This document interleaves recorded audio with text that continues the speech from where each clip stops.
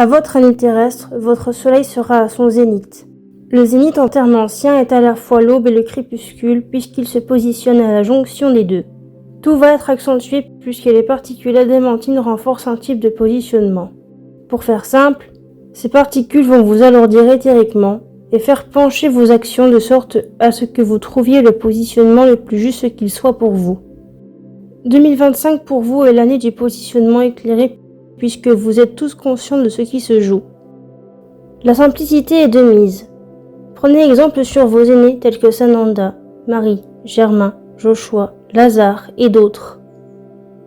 Ils ont tous vécu des périodes similaires, mais à leur échelle. Ce qui est différent dans ce cas, c'est que c'est individuel et collectif. Ce qui complique la vue du futur puisque tous les fils sont entremêlés et il suffit qu'un nœud ne soit pas défait pour que tout change ou rien ne change. Certes, ce que je dis est relativement complexe, puisqu'à l'échelle collective, ça l'est. Prenez soin de vous et portez assistance lorsque vous êtes en mesure de le faire.